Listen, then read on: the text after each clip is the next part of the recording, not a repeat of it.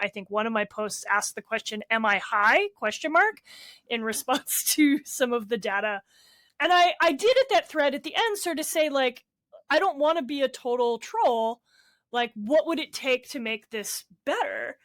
And to the credit of Beth at GDC in the marketing department, who is the woman who single-handedly kind of writes this thing, she reached out to me this fall and asked me for a conversation. And so huge props to Beth for reaching out to someone who might have seemed like her biggest hater.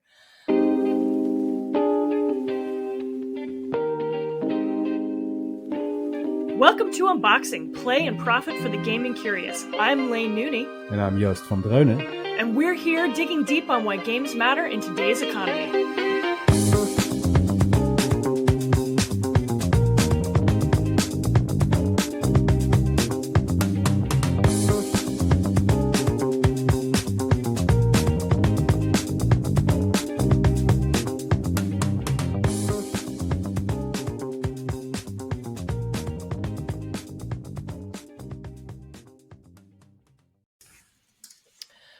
On the docket today, Friday, November 7th, GDC is dead, long live the Festival of Gaming? We're kicking things off with a look at the sweeping rebrand of America's biggest game industry conference, cheaper tickets, streamlined access, and a reimagined showroom floor. Will it get at some of GDC's core issues? We're gonna chat it out. Then Joost will flip the mic to grill me, Laine, about my recent behind-the-scenes role in reimagining GDC's State of the Industry report. What's changing, what's staying the same, and why did I take this consulting gig? All that and more with your two very DSA-friendly co-hosts. But first, we've got some catching up to do.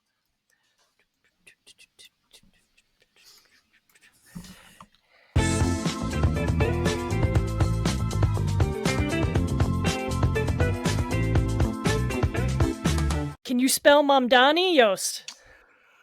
It's spelled yeah. How fun is that, eh? Tell me, where were you when you found out? I already knew. Like in your heart?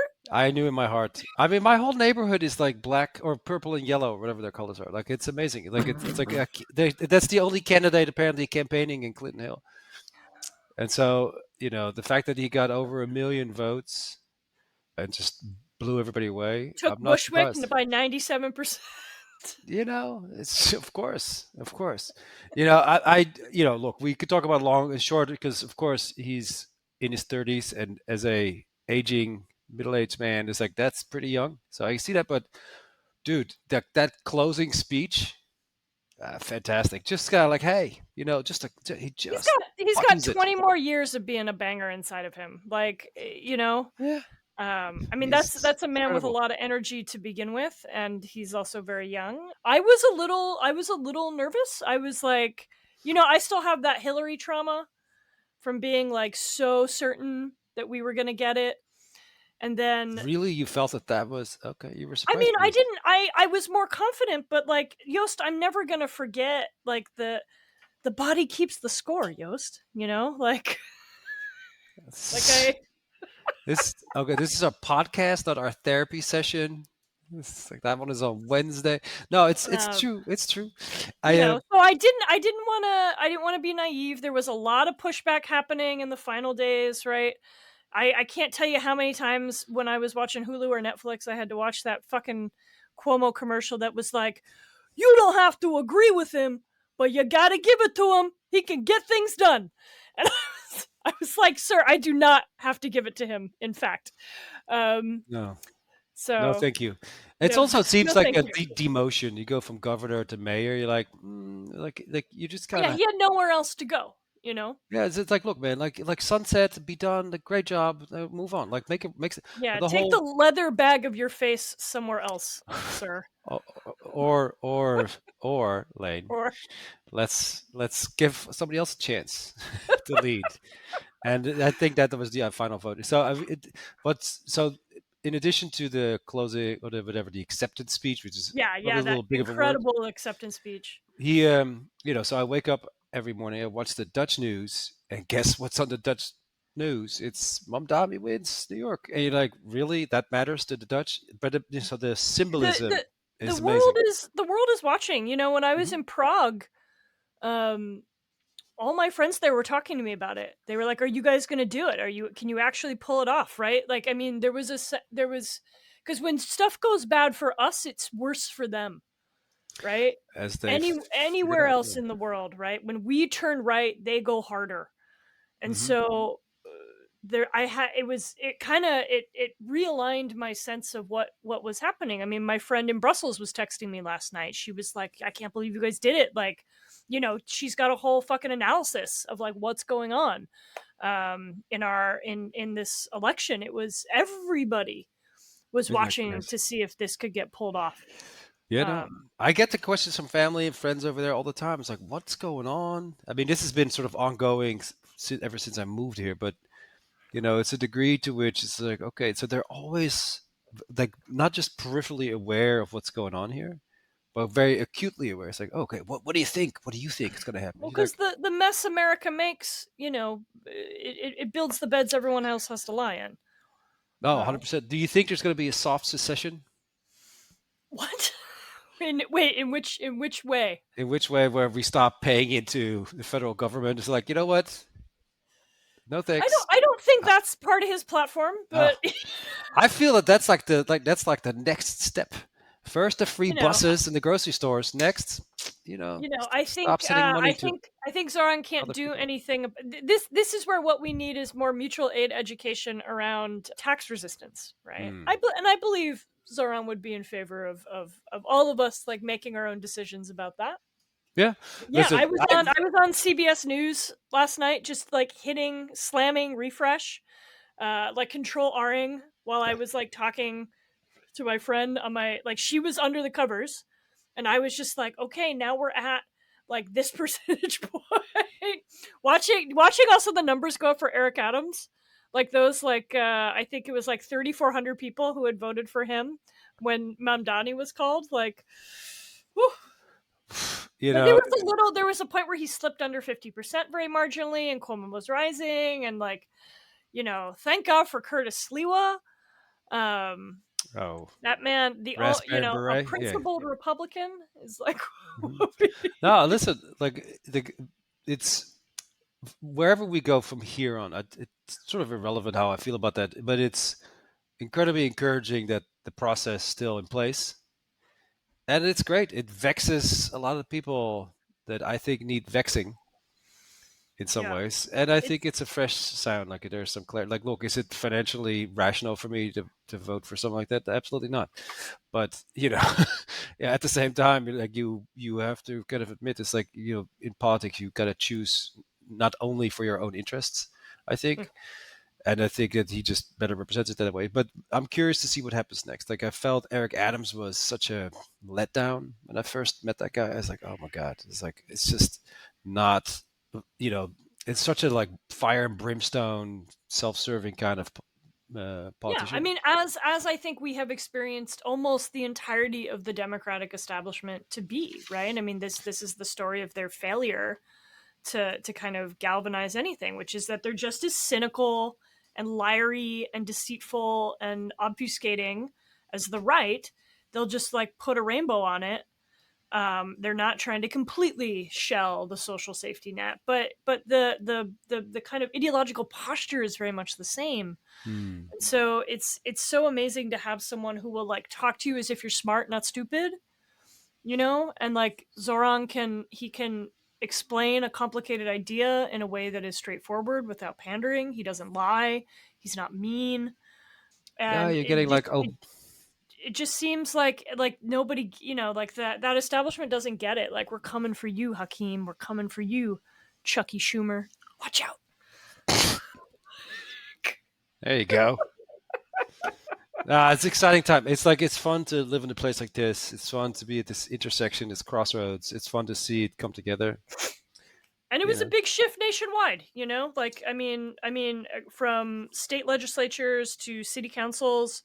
I think every Virginia. county in Yeah. Virginia went left, even the ones that might have lost to. There's a big nobody fucking likes this. I mean, the ghouls in charge don't care, but they haven't been that good at the rollout of. I'm sure he's going to do something bananas in no time, but I mean, look, we're only 8 months into Yeah, Trump's, 6 or 7 term regime. long regime. So let's not get too warmed up just yet. We're just doing stretches at this point. But no, it's true. It's an interesting time. I find this constantly rejuvenating, and so here we are again. It's Yeah, wonderful. so greatest city in the world, baby. Yeah. That's my mayor. All Okay. right, Let's talk about some games stuff let's talk about some game stuff. because that's what the podcast is really about. The uh, I was, but like, how can you not talk about this if you live in New York? Anyway, so the final thing that I wanted to plug to you and everybody listening, which I forgot to do last time, is that next week I have the CEO of Unity come speak in my class. You should come. Ah, So for those like of everyone who's listening should come. How do we do all that, Yost? all 17,000 people, no, there's a sign up. If you go to my Substack or by LinkedIn, there is it's easy to find the sign up. You have to be pre-registered because of building codes. They can't just let all the riffraff in But unregistered. but you don't have to be a part of NYU in order to No, get in, right? it's All open right, to the we'll put public a link. We'll put a link in the in the show the notes. button down. You haven't even sent me this. I mean, I don't know about this. Well, The that's why I'm telling you CEO of now. I Unity. I know that you don't really plan ahead at anything, so I figured I'd tell you a week Oh in yeah, my advance. calendar is just a big, wide open field, Yost. Yeah, Listen. yeah. You have no children, and therefore only time. I'm ready to fight you right now. I know. That's why I'm safely in my little terrarium over here. No, I just forgot to mention it earlier. That's all. And Okay. it was spun around. So next week Thursday from 4:30 to 6:30, I talked to Matthew Bromberg, the CEO of Unity. And I'm happy to entertain some questions, of course, but it's going to be mostly about turning around Unity, some of the announcements they've made recently, and then over the weekend they spoke. Matt and Tim Sweeney from Epic talked on X about how they should totally integrate payment systems in each other's middleware, which is sort of like a coalition of the willing in the platform economy, which I thought was interesting. So I'll be sure to quiz him on that too. But so Well, if you want to witness all this, then you should sign up. what day is this happening? Thursday, next week Thursday, Thursday, on the 13th, 4 to 6. 4:30 to 6:30 4:30 to 6:30. All right, I'm at putting it in my Stern, right calendar. across the street. Unity stuff with Yost. Since I didn't get a personal invite. Okay. Okay. All right. We got some other stuff to talk about here, right? While you plug your activities. Okay.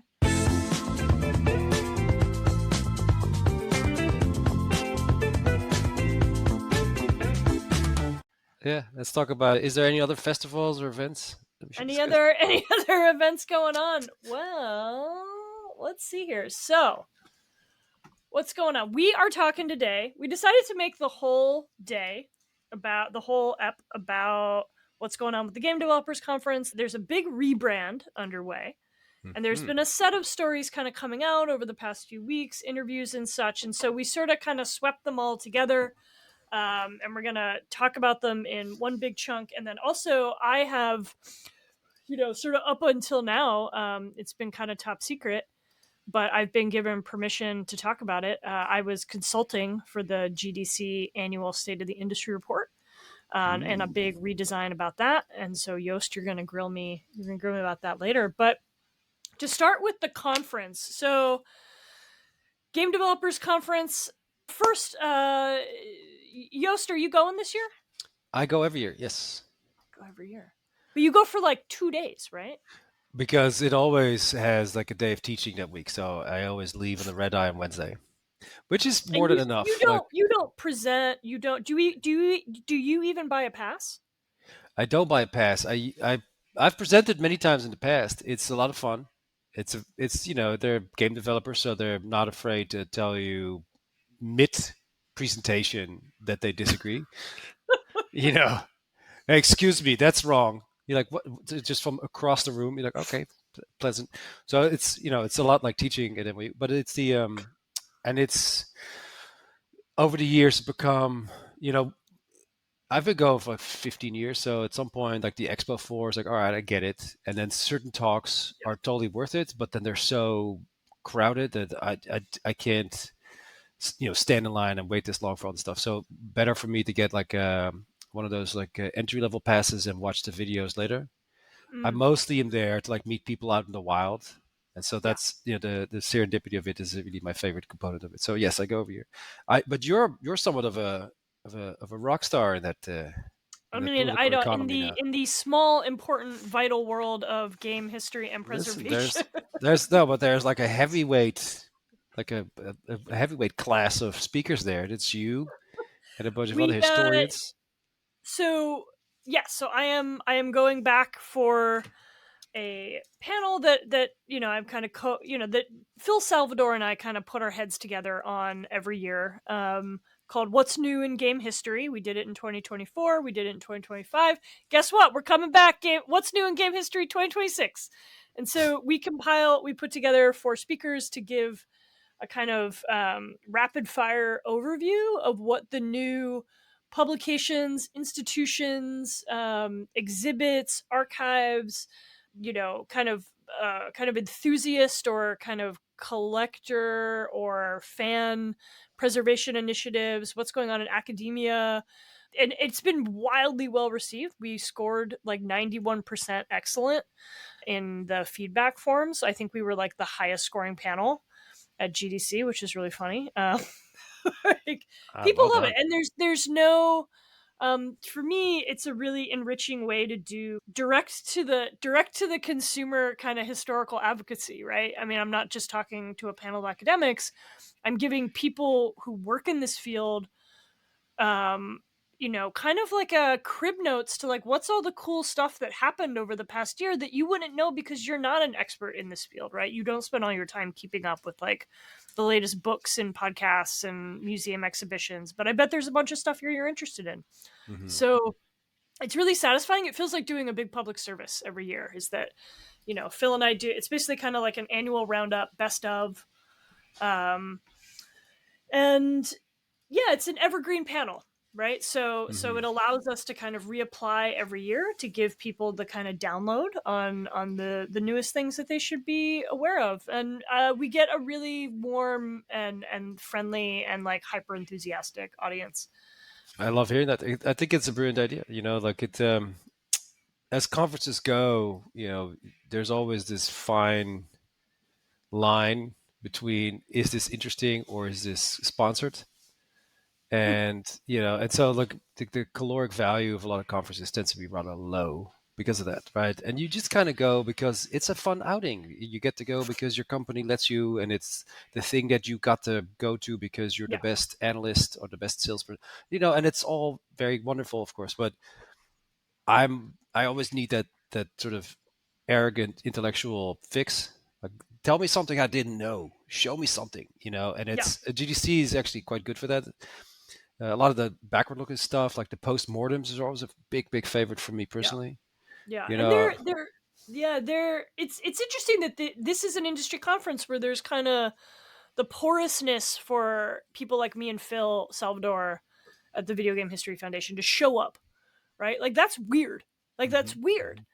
That's not something that you would find in at a big convention about the Hollywood film industry or the music business or something like that, right? Like there's GDC does maintain a kind of flexible imagination about who it's addressing, which actually, in a certain way, kind of maybe speaks to some of the ways that they're trying to navigate this rebrand.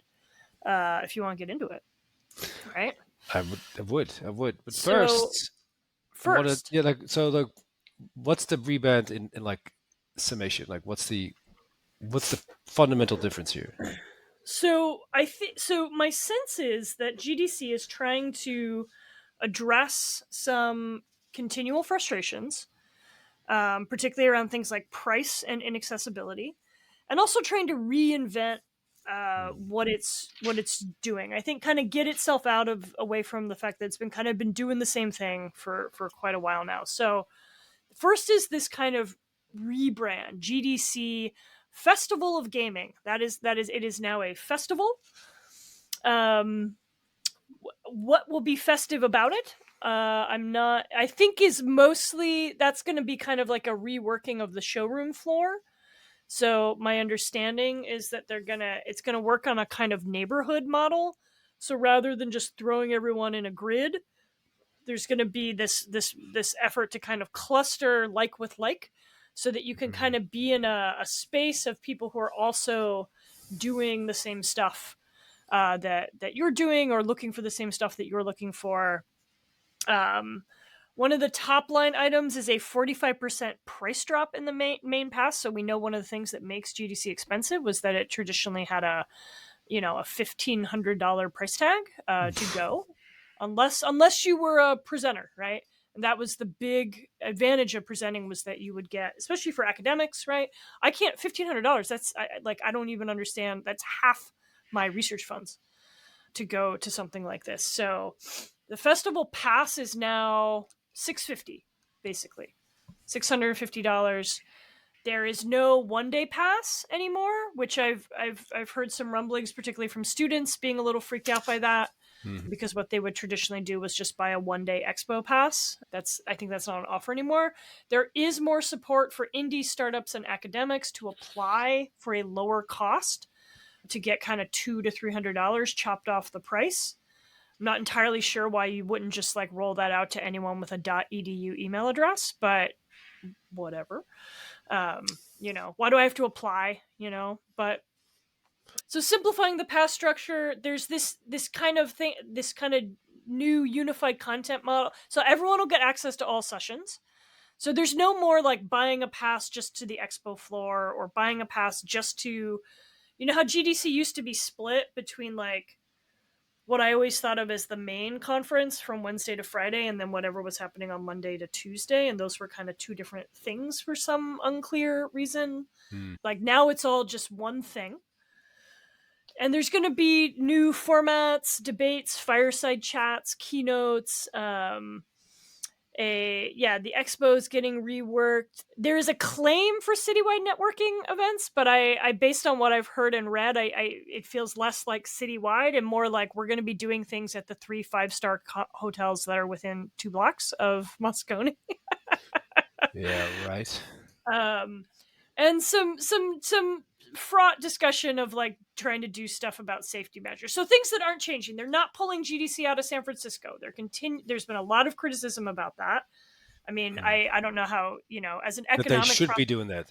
as an economic proposition, San Francisco is a nightmare. It basically takes my entire research fund to go out there for a week, where I'm spending $1,500 to stay at a Hampton Inn, like 10 blocks from the event center, to say nothing of the flight and the food and all of that, right? It's several $1,000s more expensive. It's easily $4,000 to $5,000. Yeah. It's a financial nightmare.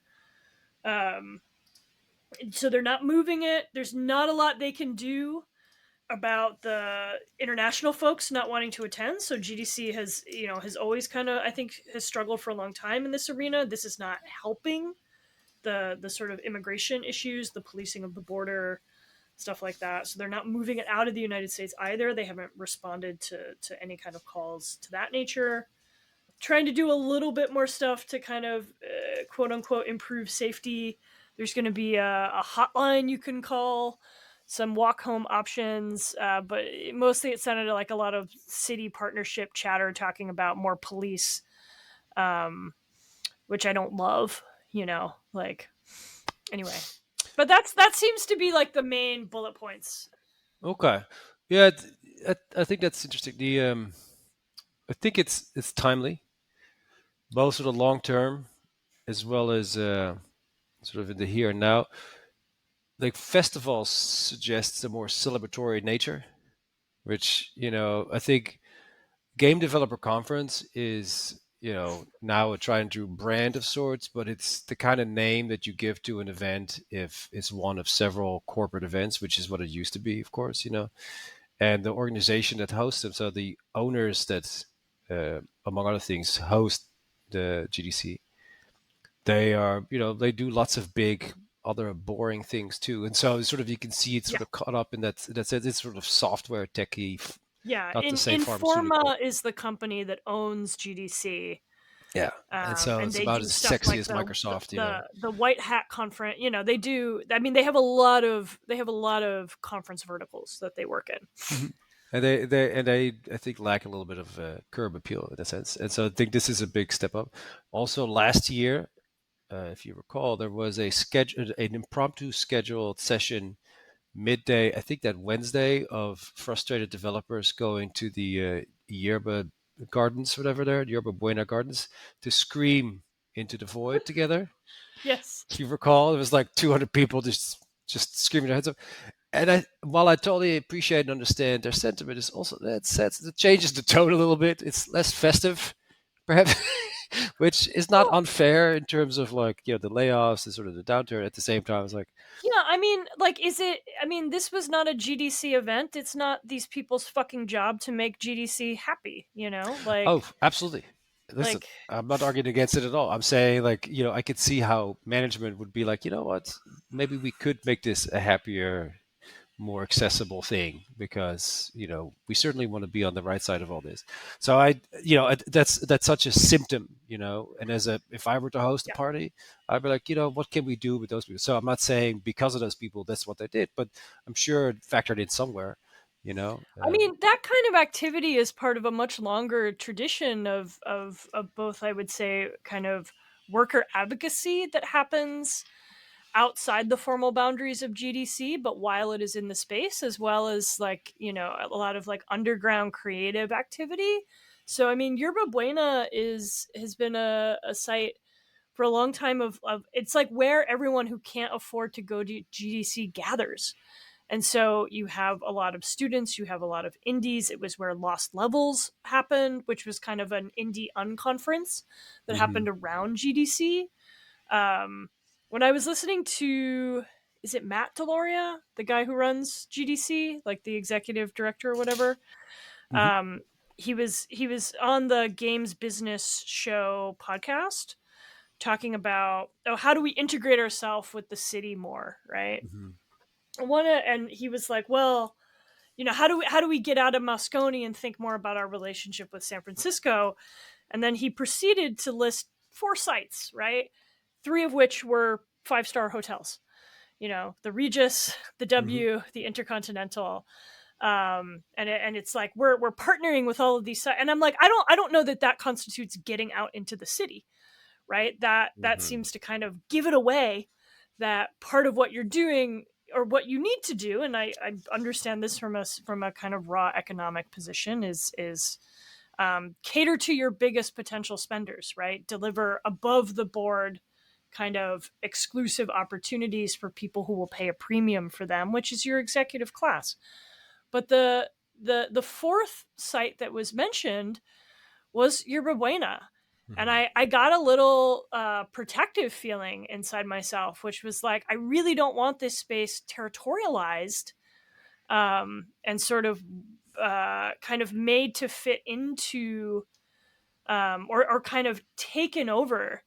Like it's been such a place where the kind of ragtag underground that happens around GDC but can structurally not participate in it has had a hmm home, and I would really hate to see that get kind of swept over by this kind of idea that doing something one block away from Moscone is having a meaningful interaction with the city.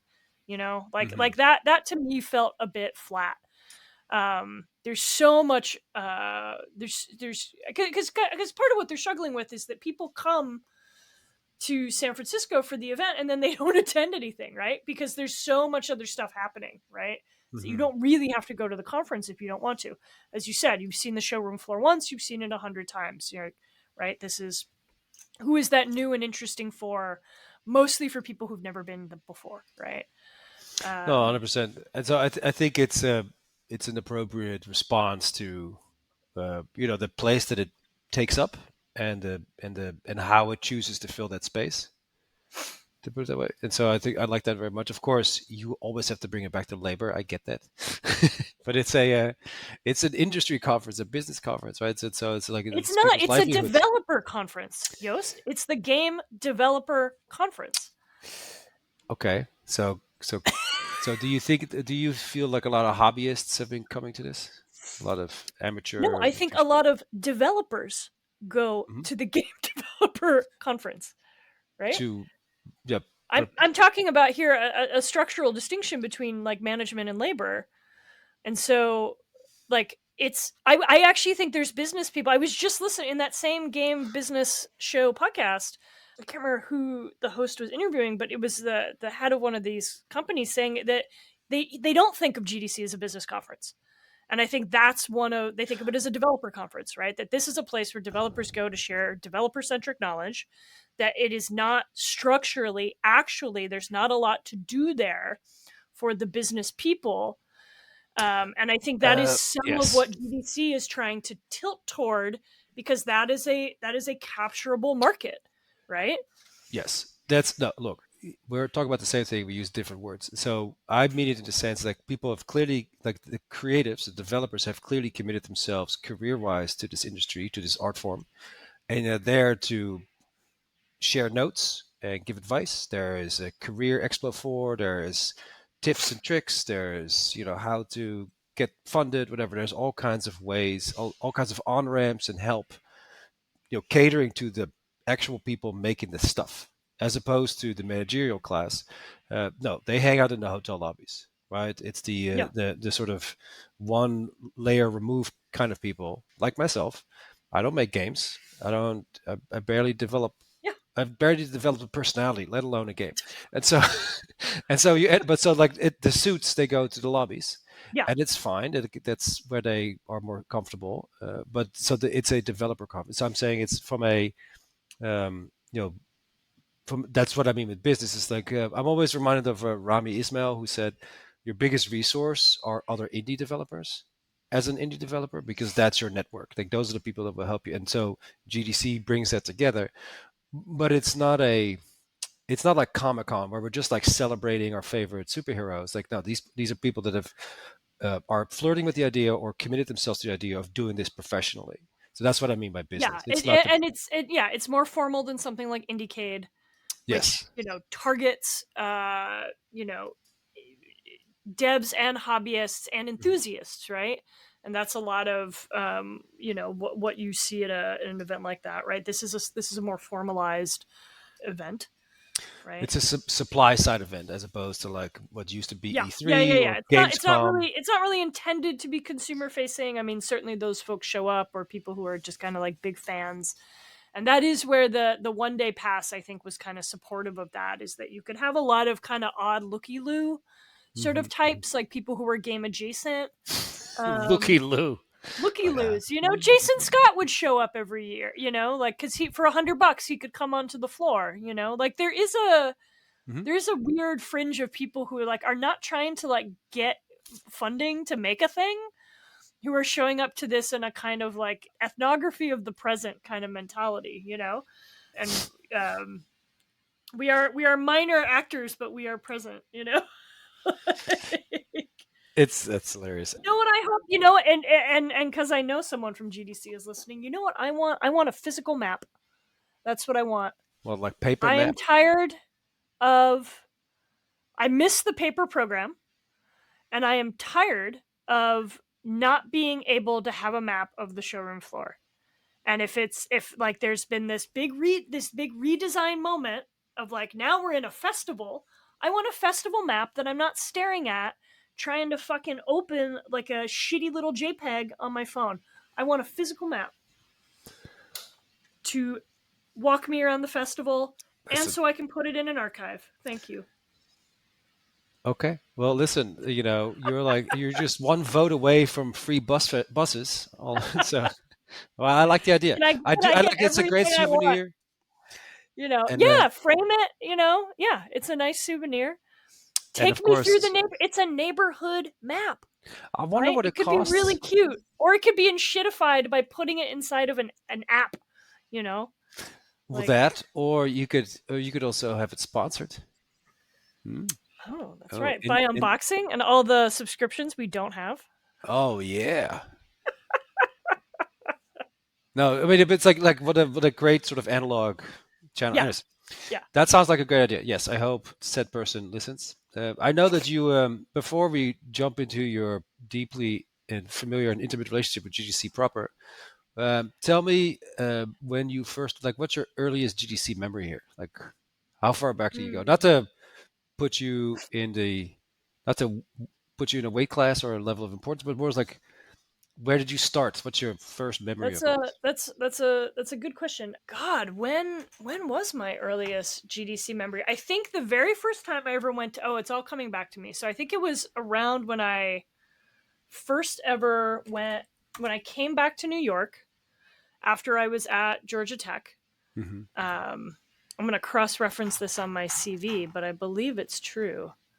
John Sharp helped me apply to GDC for the very first time. So, John Sharp, professor of game design at Parsons, because he and Colleen Macklin had for a long time run a kind of evergreen panel for game educators Hmm. that was about different exercises that game educators use to go through to teach game design concepts, right? And he had found a lot of, he had a good relationship with Simon Carlis. They had allowed them to come back with that panel year after year for the summits. That's the word. For the, remember, like the educator summit and things like that. And Hmm. and John Sharp really, he had helped me present at Indiecade in 2015, maybe. And he really encouraged me to consider applying to GDC. Yeah, okay. So it was in 2017. And so I must have still been at Georgia Tech when I applied, but I pitched this talk called Save Yourself, Game History is in Your Hands.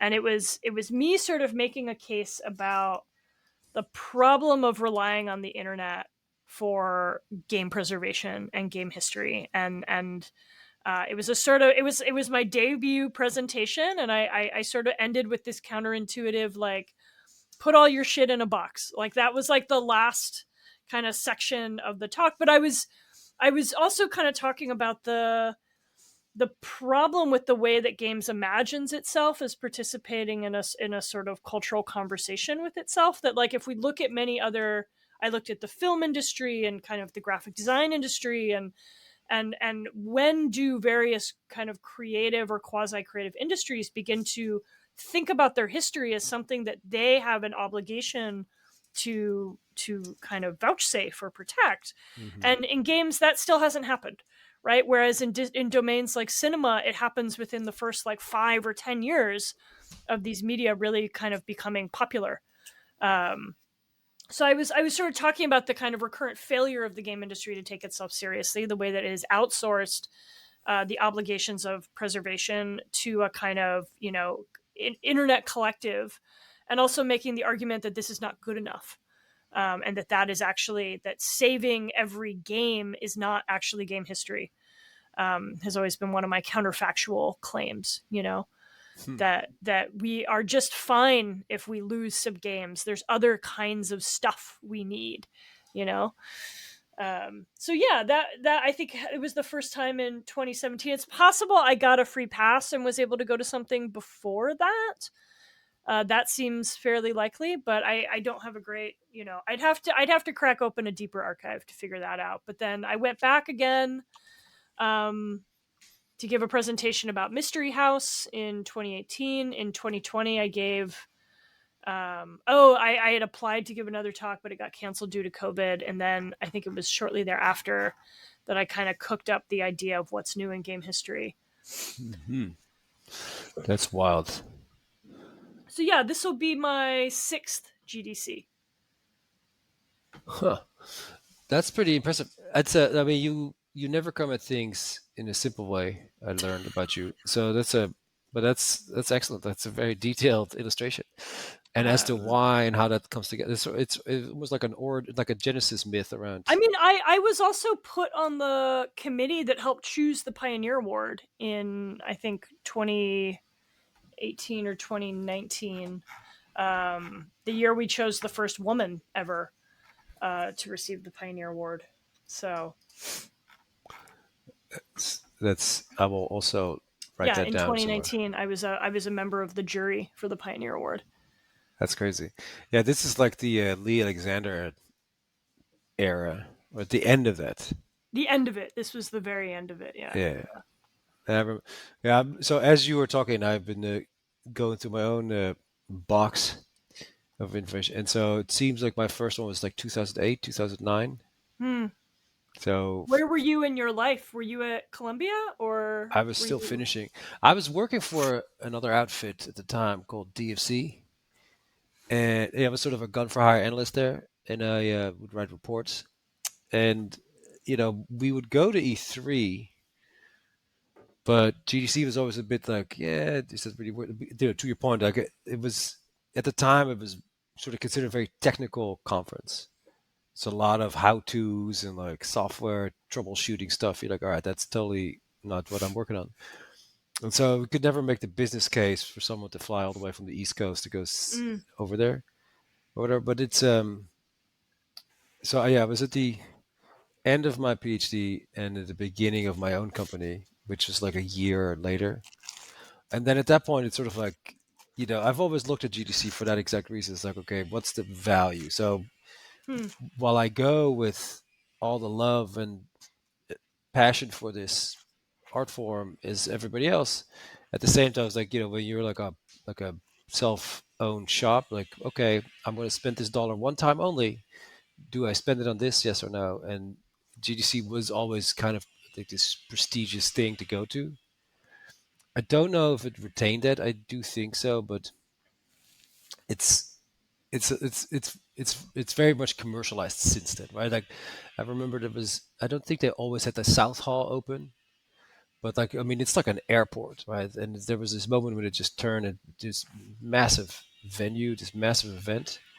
And like you mentioned earlier, it's like the first year or two you go, you're totally lost and overwhelmed. There's crowds everywhere. You can't find a place to get a snack or a sandwich or a cup of coffee. Like you're just kind of blown away. So it's a particular type of uh, sailing in Yeah, the you ocean. learn real quick how to spend $20 on a salad in a plastic box at Well, GDC. you learn real quick to bring sneakers and granola bars, right? You're just like this is Yeah. bogus, and it's Oh, still something. $7 for a Pepsi? Cool. Yeah, it's wild. It's but it's like that's very much like airport living, right? It's like if you're on the road, that's your life. Like it's always going to be It's $20 worse here. than airport living. I mean, but anyway. Conferences are brutal. What did I pay Yeah. the other day? Where was I? I paid $20 for a beer. And you're like, this is absurd. Like, what is this? Like, what kind? Like, hello. I'm the bottom half of the economy. What the fuck? Anyways, but so it's in all those ways, it's a GDC was always prestigious, but it had like a quality to it, which is sort of the opposite of what some of the other conferences had. They were more open, but they're sort of low quality. It was a little bit more cool. Like, and it never really had the cool factor. It was always more like serious factor for me, the GDC uh, experience. And then it just at some point it just started to grow out, to the point once venture capital showed up, really, you could tell that it changed. All of a sudden you have these offsites at like offices, and there's like venture firms with like their logo on soda cans and t-shirts. You're like, okay, we've clearly turned a page into history here, and so that's part of the lack of appeal for me because now I'm just a consumer of all this, right? It's like I don't want to do that. So and I guess the only metric that matters, which is what I'm trying to get to, is serendipity. Like the thing that GDC would always facilitate in all of these things that you've described as well is that you would walk down the hallway, you're like, oh shit, that's Will Wright, or oh hey, it's my friend, my buddy. So there was always this like chance of encounters, and in fact, for the longest time, most of the business for me was unscheduled meetings. And Yeah. that's the most fun when you just like see someone and like, hey, you're here too. Oh, I saw you last year, whatever. And that was GDC was excellent at that. Like E3, not so much. It got better, but like GDC was always the big one then. So that's sort of my genealogy around all this. Yeah, there's a kind of joke among New Yorkers that like you go to GDC to run into people who live one borough over, Yep. like or one neighborhood away, right? If you're But listening, you're more Eric, likely to run into them at GDC than you are in the city you're actually living in. That's totally true. Also, then eventually I started hosting the parties, and that was a huge improvement of in terms of quality of life.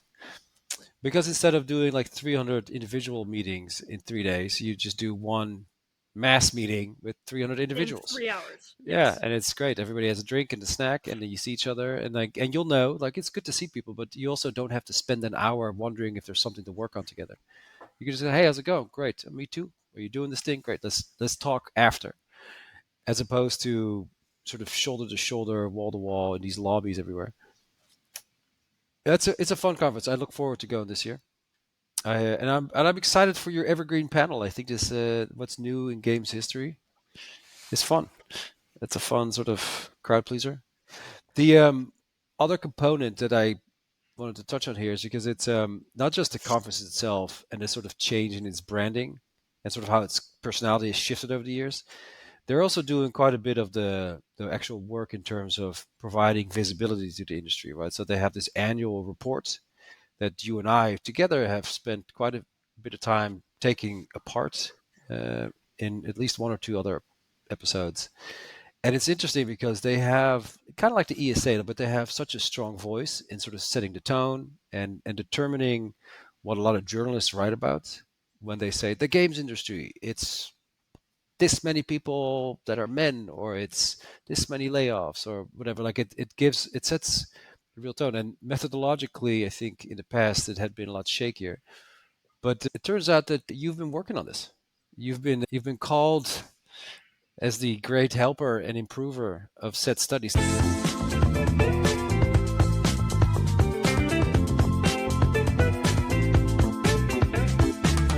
Hey there, Yost. So, for watchers of our YouTube videos for this podcast, you may notice that suddenly we are in different clothes and well, Yost at least is in a different setting. Yost, where are you at? I'm in San Francisco.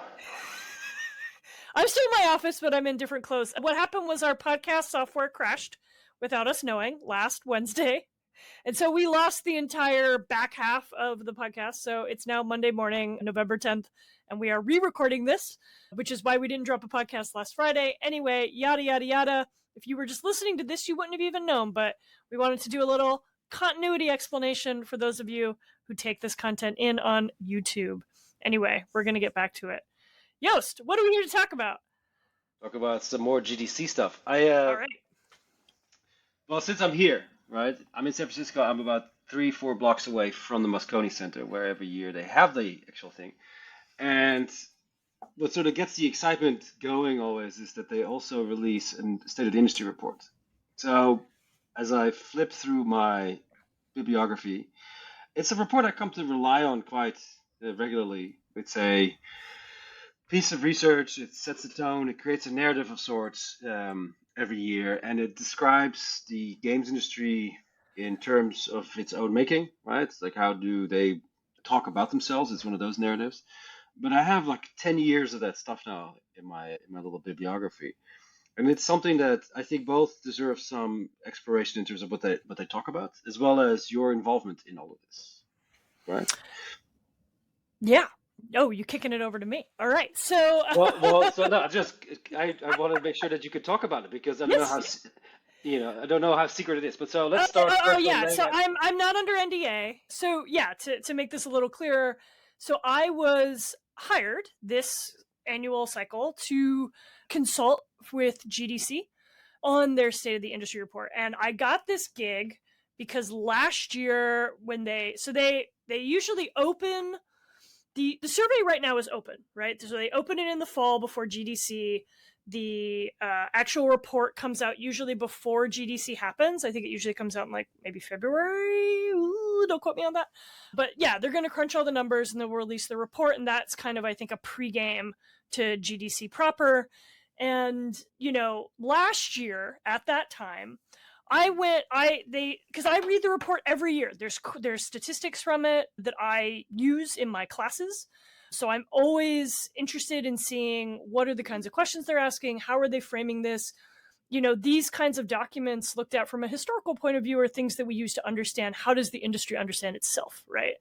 And because I, kind of grew up professionally on Twitter, I did what I always did on Twitter, and then I had done for years on Twitter and then did on Blue Sky, was I did a real long shit post about the state of the industry report last year.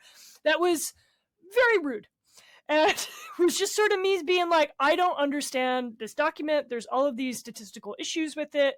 Why are you making generalizable claims about what the industry is when like 30 to 40% of your reply rate is indies and educators? This doesn't actually tell us about, like, there's all of these kind of let's say like anomalies in the reply rate that aren't being accounted for in terms of the headlines that are being generated out of it. I think one of my posts asked the question, am I high?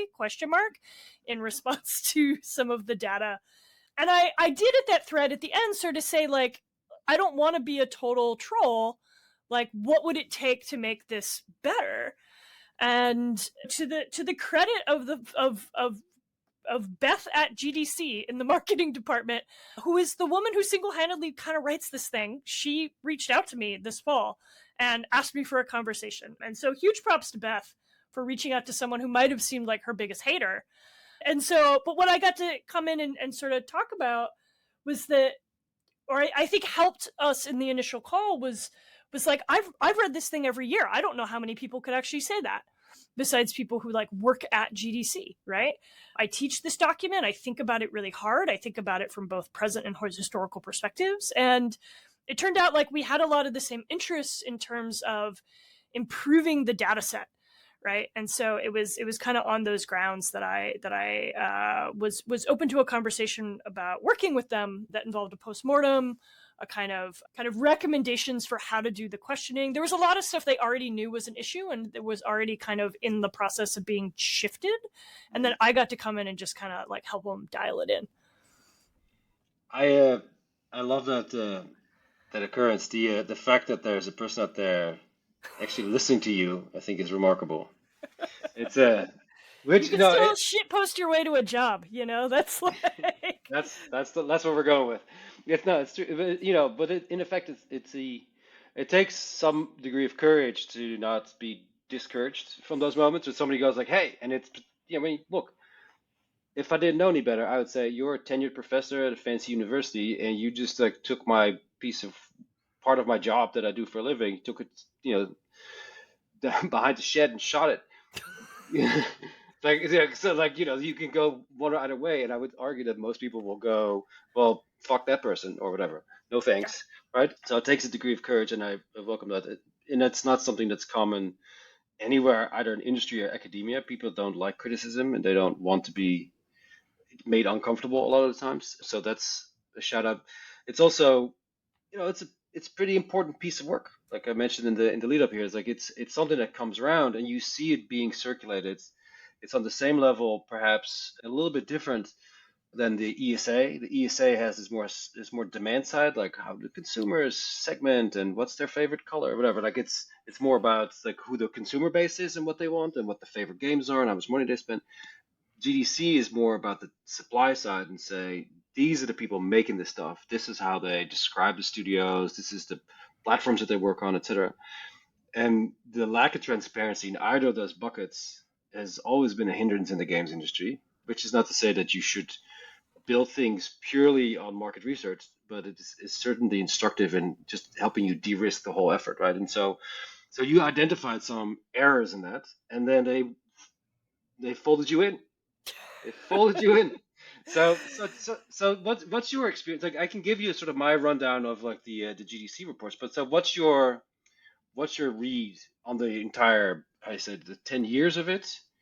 And I think it's been 10 years because my earliest one is 2016. It's as far back as I go. I don't actually recall. I started using it in my classes as early as 2018, but my thought when I was approached with this opportunity was sort of like, I really came to it as a labor historian, and I was very explicit about that. I was like, a lot of the capital interests, kind of at hand in a conference like this are things that I openly critique. But like at the end of the day, like I want good data about labor. And this is really the only place where that happens or has the potential to happen, right? So the way this survey works for listeners who may not be familiar with this is basically if you're on the GDC mailing list or you've gone to GDC before, you will get a ping to your email to fill out the state of the industry survey, right? And this happens every year. And that survey traditionally, kind of prior to this year, had always been sort of aimed at the hypothetical kind of middle of the road game developer, right? I think it had an imagined audience. And what was happening was all these other people who were not part of that kind of imagined demographic were taking this survey, right? Students were taking this survey, teachers were taking this survey, indies were taking this survey, people who've never released a game were taking this survey, investors were taking this survey. And that wound up kind of just thwarting the ability to make any kind of central claims about the industry. And so it kind of got to I think a point of I said this both in my post thread, but also in the postmortem I did with them, is that there are many industries in games. And so we have to kind of get our head around what are those industries and how do we create a survey that can meaningfully segment them. On GDC side, they had already been doing the work to figure out how to create a survey that can do audience segmentation, right? So that it can put people into different buckets, kind of based on their role or position within the industry. So that was something they already had coming when I showed up, right? Was that this era where we just imagine that there's like this person who's a programmer in a room and that's the standard demographic who's answering the survey isn't true. And we have to figure out how to know what that person's concerns are, but also all of these other kind of entities, people, jobs, occupations, stakeholders, right? That are flowing through this space. And so a lot of my role was about kind of helping them think through the kind of what in an academic might call, like in a sociology sense, the habitus, right? The kind of mental framework that these different industries, even though they're all aligned around games, they all think about what games are or their relationship to them in a different way, right? The way that the kinds of things a student majors in do not correlate one-to-one to the kinds of careers or roles that a student would get once they're in the industry. The way that investors are going to think about or organize the game industry, the kinds of concerns they bring to it are different from those, let's say, maybe of a CEO or a project manager or a professor. And so we had to build this really kind of interestingly nimble set of questions that could address the way people think, because as soon as you ask someone a question that doesn't reflect their understanding, you lose their trust. Right. And so making sure we wrote questions that were legible to people was like the number one thing, right? The paramount concern. And then how do we thread people through this survey that now has, if you've ever taken it before, it was kind of like an unending, you were kind of pushed through like 50, 60 some questions. And now it's much shorter because we've actually figured out what are the questions you should be answering, right? I think that's wonderful. I think that's a sort of timely and necessary evolution of how we talk about the industry. We don't, or maybe we should address the obvious fact is that one conversation I have a lot of the times is that there is no clear on-ramps from the educational part into the industry. I study X and want to work in games. Where do I start? How do I get into a studio? Like, where is there a door that I can walk through or at least knock on? And most of the time, the answer is it doesn't exist. So good luck. And a component of that is just general understanding. Like, it's fundamental in my experience as a teacher that students have no idea what the difference is between any of these companies, the developers, publishers. And it's just like there's no transparency. Whereas like in film, you can kind of guess. Music is probably a little easier. It's a little bit more general knowledge based, perhaps. But if you're interested or work in the direction of a certain industry, creative industry, it kind of shows up. But in the games industry, it's just this big void with words and nobody makes any sense. And so a document like this helps you just kind of sense of like, what are other people doing? Of course, that said, there is still a lot to be desired because it's very much a rudimentary effort, right? This is not some industry-wide survey or some audits across countries or different sectors. It's a bit of a mishmash. Like whoever shows up for this, they get to say whatever they say. but there's a consistent, like, even if that's incomplete or perhaps partial in some way, it's consistently so. So it's fairly reliable in my mind. So it's a solid document. How does this compare in your mind to the IGDA one? Do you remember those? I don't remember those, and I don't think I've looked at those. I mean, do they still make them? I don't feel like I. No, they stopped doing that, but that was the Okay. other one back in the days. I feel like that kind of precedes this one. Hmm. And that was really meant to like explain like this is what licensing means in games industry. Like it was really just like ABCs of the supply side. But this is a very useful document, and I think now you folding into the conversation say like let's talk about this in a way that people actually see themselves represented, for instance, Yeah. and have it make sense. I think it's critical. So what's the ambition here? Like where do you see this go? I mean, my ambition is always to seed good content for future historians. That's my secret goal. That's why I say anything I That's not a say yes. secret. That's no secret. That's true. Anything I say yes to, that's always why I'm doing it, right? Is Mhm. because I want to leave trace evidence for other people to follow down the road. For a lot of the I think a lot of the things that I kind of pushed on was about ways that the survey can be used to build trust, especially over years, right? And so doing your segmentation properly, asking people questions that make sense to their work environments, right? Not asking people who work on engine programming what their marketing channels are, right? Like we have to be able to discern who is the holder of the best information, and I think that builds trust. And so one of the things I want to say is like if you because I took this survey once many years ago and I filled it out and I was like, this survey isn't for me, right? Even though I've been going to GDC 4 or 5 times, right? I'm too anomalous in their system. Mhm. I'm being asked all these questions that don't make any sense, right? And I just stopped taking it for that reason, right? I felt like I wasn't supposed to or something. And so I would say to anyone who's felt like that has been their point of view, right, Mhm.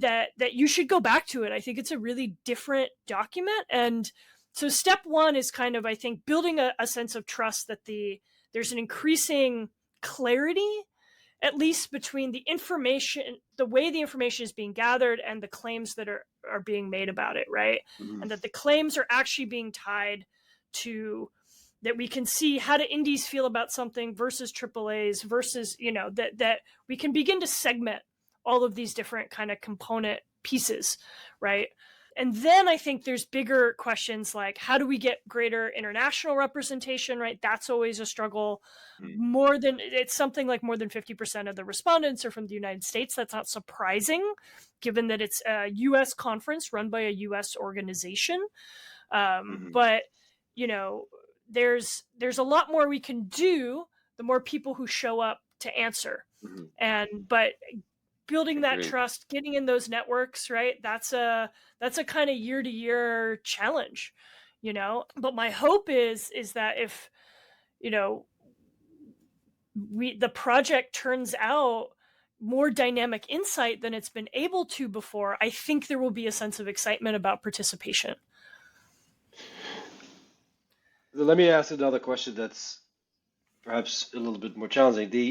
So this is an events organization, Yeah. right? I mean, it almost feels like an exit survey. Is that the best company to do this kind of thing, or should that be like some kind of public works, or is that some kind of, like what's the best agent, or what's the best consortium of agents here? I mean, you're absolutely right, right? GDC sees this document is serving multiple functions, and one of those is a marketing function, right? It like Mhm. both the release of the survey opening, as well as the release of the document itself, recirculates the name of Mhm. GDC within the Mhm. cultural conversation, right? It helps drive registration for the event.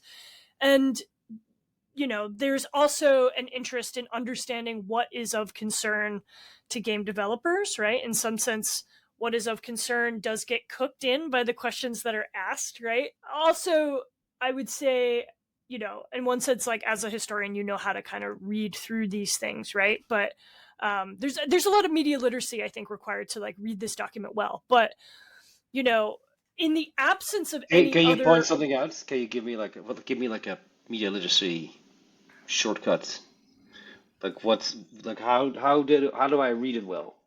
you have to read it with an understanding of why the thing exists to begin with, right? And so you have to read it with a kind of care about its own motivations, right? When I teach my students how to read these documents, the Hmm. first thing we say, what does it tell us? What does it not tell us? And Hmm. what is Hmm. the what does, if we put those two things next to each other, what does it tell us that this document is worried about or has anxiety about, or like, right, Yeah, that that's documents the phrase. express social and political and economic concerns. And so you can read them with their grain and you can read them against their grain. And that is something that you should be able to kind of do simultaneously, right? That is a media literacy skill to not just take to think about the why in the construction of the thing Mhm. is pretty essential, right? But in the sort of vacuum of any other entity stepping in to do labor analysis, basically, right? Like somehow it's GDC, right? They're the ones sitting on the survey. There's other entities you could imagine, right? The IDGA could be one. The Communication Workers of America, right, who represent most of the unions in at least in the United States, right? Or there could be, you could imagine in a world where our government funded research of any sort, that there could be a kind of academic consortium that works on these problems as a sort of kind of neutral third party, right? Like, no, without, but I take a very pragmatic, like, this is the tool we have, and so how can I make it as useful as possible? Hmm. I like that. That's a good explanation. It's true. Like that, it's a phrase that you said a few episodes ago. Is like, what's anxiety? What anxiety does this document address? Like, what's it about? Like, what's it? And then these things always have relevance. They always have like somebody sat around either by themselves or with a committee and you go, oh, you know what would really work is if we did this thing. Why would we do this thing? Well, we think it would be good for this reason or these reasons. And then that's what matters to them. And so it gets a little blended, of course, in the context of like a for-profit events organization. And Yes, but I totally. do again then like appreciate that they get some I trust you in this. I think you are very experienced and of course clearly demonstrably smart on this thing. So to fold you into that to improve it, I think goes a long way. That's not often the case.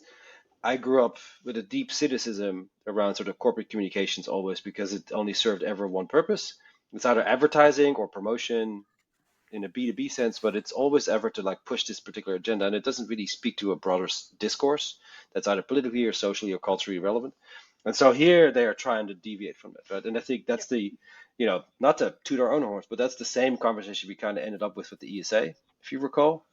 yeah, We said a few words, and then they gave us a call, and then we had a broader conversation. We walked away better, smarter, etc. So then is there like a global version of this where we let's call it an exit survey, which doesn't do us justice, but let's say we do one at every major conference, every major sort of B2B conference. So I'm at GamesBeat Beat this week, so there's a bunch of people here. They're not all game makers, there's also investors. I wonder what they would have to say and how that yeah. data would compare to like the GDC data, let's say. Do you see that happen? Is that feasible? Unfortunately, under a corporate model, it's all about whether or not these companies and these organizations see value in the expense, right, of putting Hmm. these things on, which is, it's not trivial, right, to pull these things off. And often you do have to kind of, you know the most cynical, depressing form of a thing like this is an entity that just wants to create statistics that they can then use to support their own agenda, and often, that's so transparent, right? And I think one of the reasons also I was kind of touched to like work with the GDC folks, because it was really apparent to me, like, whatever people think of like GDC corporate, right, and like there's lots of, good critiques of what's going on there, or Hmm. people's frustrations about its kind of institutional role. I was like, at the core of this little thing that sits inside this big organization, right, is really just a little group of, actually, like, a handful of women who like want to make a thing that in some part helps other game developers know what else is going on, right? And they see that as part of their mission with this too. And I don't think they would put as much work into it as they do if they didn't see like a tactile, like there's a very like kind of human story where it's operating that I was like sympathetic to, you know, and that I understood from, you know, corporations are not one thing, right? They're entities composed of many often competing desires, right? We all have to get X done to like meet the deadline, meet the quarterly, whatever. But inside it, people are doing lots of interesting things for their own positive reasons, right? And so it felt like I really enjoyed working with the team for that reason. Could every organization do this? I don't know that every organization would have those same goals in mind or would be willing to actually kind of you got to be able, I think, to take my shit to be able to like do a good job with it. That should be the litmus test for any serious kind of industry research. If you give it to Laine and it lives, then it's is it okay? Is it okay? Yeah. No, it's I totally, it's like I like that very much. It's the effort needs to be like, if we're going to have other people take the industry more seriously, which I think from a labor perspective or investment perspective, like it's all the same goddamn thing. You know, it's like, am I spending my career in this industry? Is that a safe bet? Is that going to lead me anywhere? That's a de-risking on an individual level. And then there's $1 billion fund and say like, if I give money to this company to make a game, is that going to go anywhere? This is de-risking at an institutional financial level, whatever. But people are asking the same question. And the first order of business is just like, what's actually going on? What's the taxonomy of any of this stuff? And any effort in that direction serves all of those agendas, you know, big and small. And I think that's where you and I probably agree. But there is so much more to do here. Like this is just like sort of like the flint and tinder of like a much bigger thing. So I guess my practical question then to close it out is, should I have my students review these GDC reports? Is that a sort? So would you recommend it? You say that you have them read it, but so like, is that, let's say let's add it to the syllabus as optional reading, and it's just like, here's all 10 of them, and it's just a resource. Go. I probably wouldn't have them read all 10 of them. That's a lot of words, but like it might be interesting to have them. One, I think a comparative between last year's and this coming year's is going to be super interesting because the scale of data is going to be so much bigger, and in almost all of the prior GDC reports, there was basically one axis of analysis. And now that we have this audience segmentation, we kind of have this problem of riches, right? Which is that like all of this data is going to be able to be analyzable according to multiple axes. How that will play out ultimately in the report itself is kind of TBD. But I think a comparison across a gap of a year or two, even that can be quite instructive, right? What questions drop off, what show up, what seems to be. There's so much stuff in this survey about tariffs, the economy, the way the kind of macroeconomic concerns, particularly at the national, the federal, and the global level, are impacting workers in many different segments of the game industry. That kind of information is there. It does kind of read, right, of its moment. And so you can see transformation even in just a one-to-one comparison, right?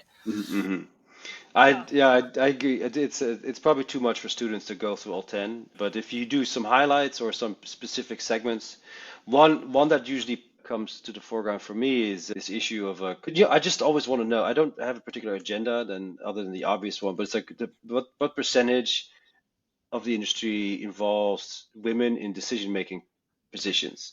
And so it's sort of a slide that I keep updating. And so you have the GDC state of industry, that's one of them. And of course, call it flawed, but it's what we have. Then there's also the industry of Southern California. They have the Annenberg Inclusion Initiative, and then this research it's called the celluloid ceiling. And so anyways, it allows you to compare over the course of like a decade, the percentage of women in decision-making powers in the music, film, and games industry. And of course, I'm very proud to say that, of course, the games industry has the highest percentage, but it allows you to compare it even in a crude way, some of these things. Pop quiz. What's the percentage of women in music? Well, hold on. I was going to say, first of all, like that is not knowledge the State of the Industry reports has surfaced previously.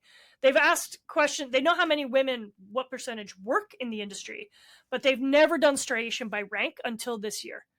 So we're going to be able to know for the first time, what level are you in your firm relative to the opinions you have about unionization, right? Or at what pay band or at what kind of role or status do women drop off in employment, right? Mm-hmm. Or what kind of sectors within games do women work most predominantly, right? Or at what kind of size do you see the most diversity in a firm, whether that's kind of race, gender, whatever, right? So that information is actually going to be legible to us in a way that's more interesting than the kind of retrotting of the statistic that, I mean, because the statistics in games are not impressive. It's something like a quarter, I feel like, of employee women. I don't have the report in front of me, but it's, it's 26%.